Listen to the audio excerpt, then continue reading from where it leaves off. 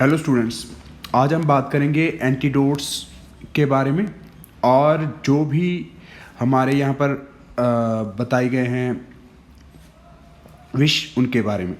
तो यहाँ पर देखिए, पहले जो क्वेश्चन पूछा जाता है वो यूनिवर्सल एंटीडोट के बारे में पूछा जाता है। इसमें आपको याद करना है charcoal, tannic acid and magnesium oxide. तो इसकी रेशियो इंपॉर्टेंट है 2:1:1। तो CTM इसको ऐसे याद करना है, 2:1:1 आपको रेशियो याद कर लेनी है। उसके बाद हम बात करेंगे कि यूनिवर्सल जो एंटीडोट है CTM1, इसमें क्या चारकोल का फंक्शन क्या होता है, ये एब्जॉर्ब करता है टॉक्सिन्स को। टैनिक एसिड क्या करता है, precipitates alkaloids metals and glucosides. तो ये alkaloids and metals and glucosides को नॉर्मलाइज करता है। एंड जो MgO मैग्नीशियम ऑक्साइड है, ये न्यूट्रलाइज एसिड्स, ये एसिड्स को न्यूट्रलाइज करता है। तो ये आपको याद कर लेना है।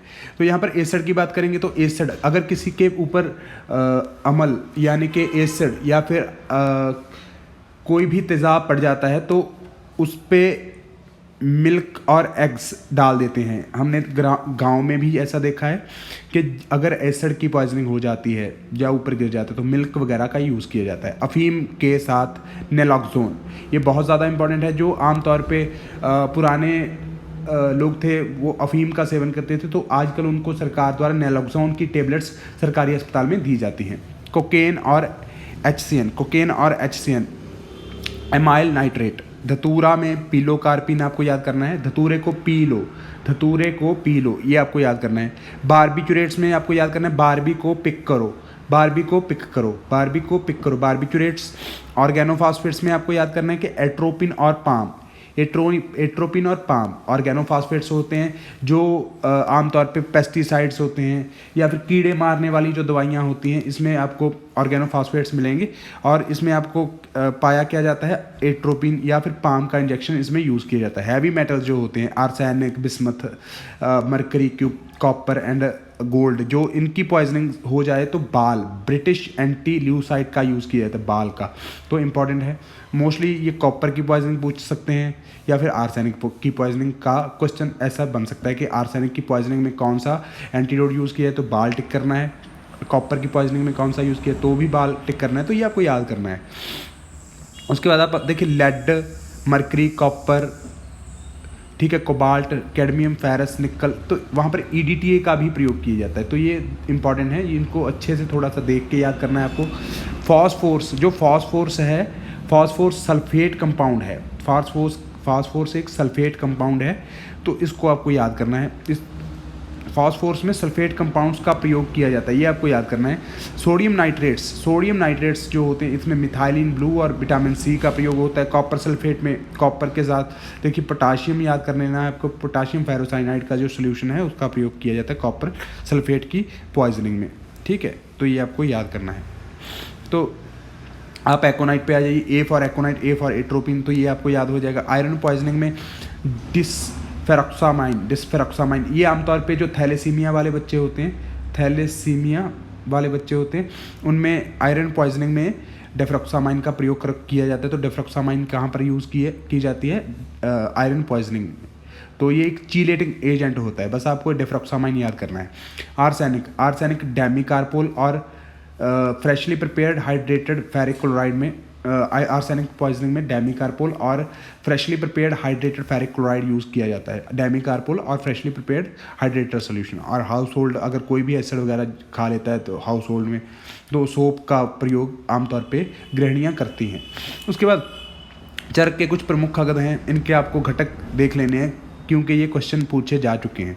देखिए, मृत संजीवन अगध में ब्रह्मा द्वारा निर्मित है। घटक जो है पुष्य नक्षत्र वाले में इसका यूज़ किया जाता है। इसका नस्य, लेप, धारण, धूम ग्रहण और घर में रखने योग्य इसको बोला है। गंधहस्ती नामक अगध है, वो अजामूत्र इसमें यूज़ किया गया। गौपित्त की इसमें भावना दी गई है। अश्वपित्त की भावना दी गई है।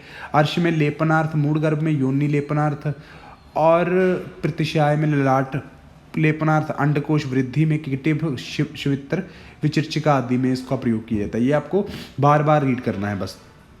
इसी प्रकार से गंधहस्ती नामक अगध शिवजी द्वारा कुबेर के लिए निर्मित 60 घटक हैं। इसमें शार अगध प्लाश शार से निर्मित है। इसमें ये याद करना है कि शार अगध में प्लाश का क्षार पाया जाता है।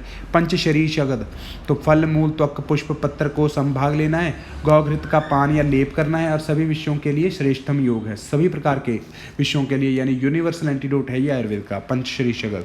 तो अमृत घृत, अमृत घृत क्या है? विष या गले में रस्सी बांधकर लटक कर मरने वाले को पुनः जीवित कर देता है। कौन? अमृत घृत। तो ये इसके 49 घटक होते हैं। सुश्रुत अनुसार जो प्रमुख घटक है इनको सिर्फ आपको रीड करना है। अगर नहीं कर सकते तो इसको काट दो, बस काट दो, इसको बिल्कुल नहीं करना है। आगे आप कीट विष पे आ जाओ। कीट विष में आपको याद करना है कि कीट जो होते हैं वायु, अग्नि और कफ प्रधान होते हैं। कीट जो होते हैं वायु, अग्नि और कफ प्रधान होते हैं, जबकि चरक ने बोला है कि वात और पित्त प्रधान होते हैं। सुश्रुत बोलते हैं वात कफ प्रधान होते हैं। बस आपको इतना ही याद करना है। इसमें कीट की संख्या याद करनी है 67 होती है, जबकि सुश्रुत संहिता में किस कीट कल्प स्थान में कीटों 167 कीटों का वर्णन मिलता है। कीट उत्पत्ति, सर्प के मलमूत्र से जो कीटों की उत्पत्ति होती है, जो सांप होते हैं उनके मलमूत्र से कीट की उत्पत्ति बताई है। कीट के प्रकार 4 बताए हैं। देखिए, वातई, पित्तई, कफई और सन्निपातई। तो वातई, पित्तई, कफई, सन्निपातई। और देखिए यहाँ पर 18, 24, 13, 12, 18, 24, 13, 12, इसको ऐसे याद करोगे। वातई, पित्तई, कफई, सन्निपातई, 18, 24, 13, 12। तो इसमें आपको पहले में बातें में तुंडी केरी याद कर लेना है, दूसरे में कन्भक याद कर लेना है। बस यही 2 एग्जाम्पल्स आपको याद करनी है। आगे आ जाइए, कुछ प्रमुख कीट के बारे में हम पढ़ेंगे। देखिए, कनभ है जो 4 प्रकार के होते हैं, गुदेहरक 5 प्रकार के, शतपदी 8, मंडूक 8, पिपलिका 6, मक्षिका 6, मशक 5। तो ये आपको रट लेने हैं, कनभ, गुदेहरक, शतपदी, मंडूक, पिपलिका, मक्षिका और मशक। ठीक है। तो उसके बाद आपको याद करना दंष्ट लक्षण। दंष्ट लक्षण, देखिए, कनभ अगर काटेगा तो तीव्र वेदना, शोथ, अंगमर्द और दंश स्थान पर कृष्ण वर्ण उत्पन्न हो जाएगा। ठीक है। तो अगर गुदेहरक की बात करें तो शोफ, दाह, पीड़ा, ज्वर, ग्रंथि, ये याद करना है। शोफ वेदना हृदय दाह होगा शतपदी में, शोफ वेदना हृदय दाह। कंडू, मुख से पीत, फेन, ये मंडूक, ये इंपॉर्टेंट है क्योंकि घर में होते हैं ये। कंडू और मुख से पीत, फेन आ जाएगी अगर आपको मंडूक काट लेगा तो। पिपलिका होती है चींटियाँ, अगर ये काट लेंगी तो आपको वहाँ पर स्थान में शोथ हो जाएगी और अग्नि के समान जलने लगेगा। अगर मक्खी जो होती है, मक्खी, मधुमक्खी, वो काट लेगी आपको तो कंडू, शोफ, दाह, वेदना, ये आपको बताइए। कंडू, शोफ, दाह, वेदना, ये आपको सारी चीज़ें होने लगेंगी इन्फ्लेमेशन के कारण। और कंडू दंश स्थान पर शोफ, ये किसके कारण होता है? मशक के कारण पर कंडू और दंश स्थान पर शोफ हो जाएगा। तो ये आपको याद कर लेने हैं। उसके बाद जो विशेष है, ये इंपॉर्टेंट है कि कनभ होता है जो कफ प्रधान, चरक ने बोला है। कनभ को पित्त प्रधान, सुश्रुत बोलते हैं। गुदेहरक का जो विष होता है वो असाध्य होता है, गुदेहरक का विष असाध्य होता है। और शतपदी, और ये देखिए, शतपदी में श्वेता और अग्निप्रभा, ये असाध्य होते हैं। और मंडूक में जो भूकुटी और कोटिक, ये असाध्य होते हैं। और मक्षिका में कषाई और स्थालिका, KS, ये प्राणनाशक होती है। प्राणनाशक, यहाँ पर प्राणनाशक की बात हुई है, असाध्य की बात नहीं हुई। कौन सी मक्षिका का विष असाध्य होता है? तो कषाई और स्थालिका का। पर्वतीय जो प्राणहर मशक है वो प्राणहर होता है, पर्वतीय मशक होता है जो प्राणहर होता है, ये आप याद कर लोगे। यहाँ पर असाध्य कीटों के नाम एक बार फिर से दिए गए हैं। गोदेहरक, स्थालिका, श्वेता, अग्निप्रभा, भूकुटी, कोटिक। गोदेहरक, स्थालिका, श्वेता, अग्निप्रभा, भूकुटी, कोटिक, इसको रट्टा मारना है। गोदेहरक, स्थालिका, श्वेता, अग्निप्रभा, भूकुटी, कोटिक। गोदेहरक, स्थालिका, श्वेता, अग्निप्रभा, भूकुटी, कोटिक। गोदेहरक दंश के चरक ने कृष्ण सर्प तुल्य लक्षण बोले हैं। गोदेहरक जो दंश है उसके काले सांप के समान लक्षण होते हैं। चिकित्सा जो इनकी बताइए, स्वेदना, लेपन, प्रशेक, उग्र विष वाले कीटों को काटने से सर्पविष की भांति चिकित्सा करें। देखिए, उग्र विष जो होते हैं, उग्र विष वाले कीटों को काटने पर किस प्रकार की चिकित्सा की जाती है? सर्पविष की भांति, ये आपको याद करना है। और स्वेदन, अलेप, प्रशेक, ये आपको याद हो जाएगा। कीट विष में शीत उपचार का निषेध है।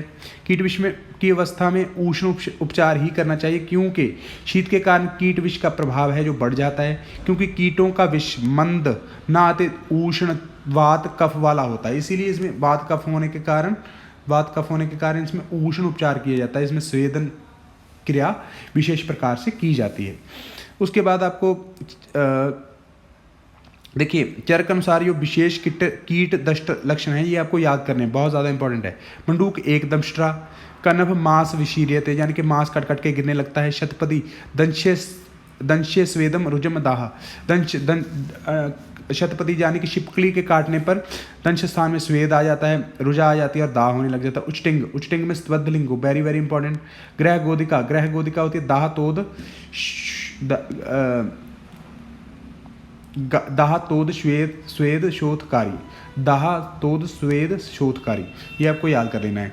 चरक अनुसार विशेष कीट चिकित्सा, चरक अनुसार विशेष प्रकार के कीट चिकित्सा बोली है चरक ने। देखिए कीट दष्ट में जलोका दष्ट चिकित्सा करनी चाहिए, मूष्क दष्ट में कनव दष्ट चिकित्सा करनी चाहिए, वृश्चिक जब बिच्छू काट लेता है तो उच्चटिंग सदृष्ट चिकित्सा करनी चाहिए। वात पित्त हरि चापी क्रिया प्राय प्रशस्यते, जलोका दष्ट की विशेष चिकित्सा है। तो जलोका दष्ट में वात पित्त हरि चिकित्सा विशेष प्रकार से की जाती है। तो आपके ये 2 पेजेस आपको बिल्कुल ऐसे रट लेने हैं और नेक्स्ट वीडियो में बने रहिए।